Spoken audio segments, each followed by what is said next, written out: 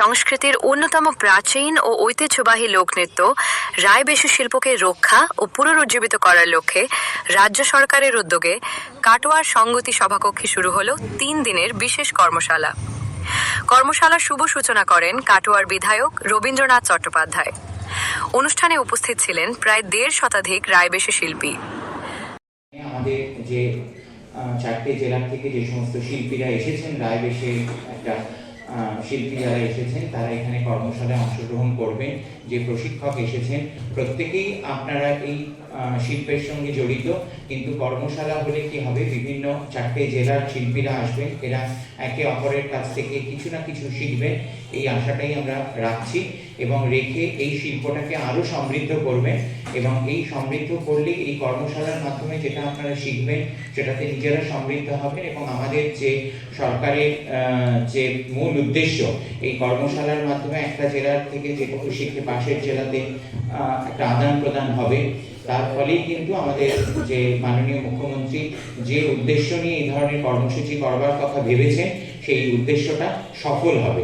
মাননীয় মুখ্যমন্ত্রী মমতা বন্দ্যোপাধ্যায়ের উদ্যোগে লোকসংস্কৃতি ও আদিবাসী সংস্কৃতি চর্চা কেন্দ্রের আয়োজনে পূর্ব বর্ধমান জেলা প্রশাসন, জেলা তথ্য সংস্কৃতি দপ্তর এবং কাটোয়া পৌরসভার সহযোগিতায় 3 দিনব্যাপী রায়বেশী নৃত্যের কর্মশালা করছি আমরা। এতে কি যারা রায়বেশে যারা প্রশিক্ষণ নিতে হবে তারই কোনো উপকৃত হবে বলে মনে করছেন? হ্যাঁ, দেখুন এখানে 4টি জেলা থেকে রায়বেশী শিল্পীরা অংশগ্রহণ করছেন। মোট 300 জন রায়বেশী শিল্পী অংশগ্রহণ করবেন এই কর্মশালায়। বীরভূম, পূর্ব বর্ধমান, মুর্শিদাবাদ এবং হুগলি, এই 4টি জেলার সমস্ত শিল্পীরা এখানে থাকবেন। আধিকারিকের প্রচেষ্টায় কাটোয়া মহকুমা তথ্য সংস্কৃতি আধিকারিকের প্রয়াসে 4টে জেলা নিয়ে রায়বেশী নৃত্য কর্মশালা অনুষ্ঠিত হচ্ছে কাটোয়ায়। যারা এখানে এসছে তাদের সবাইকেই ধন্যবাদ জানাই।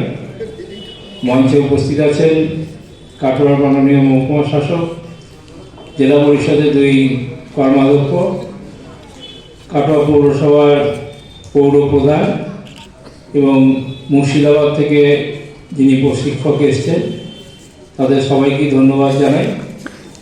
আমরা জানি যে আমাদের এই যে নিজেদের শিল্প, নিজেদের নৃত্য গীত, তা প্রায় বিলুপ্ত হওয়ার পথে চলে গিয়েছিল। মাননীয় মুখ্যমন্ত্রী তিনি এগুলোকে ফিরিয়ে আনার উদ্যোগ নিয়েছেন এবং প্রকৃতই আমাদের রায়বেশী ছৌ সব ক্ষেত্রেই আবার একটা নতুন উদ্দীপনা তৈরি হয়েছে এবং মানুষের কাছে তারা যেভাবে উপস্থাপিত করছেন তাতে সাধারণ মানুষ অত্যন্ত আনন্দ পান।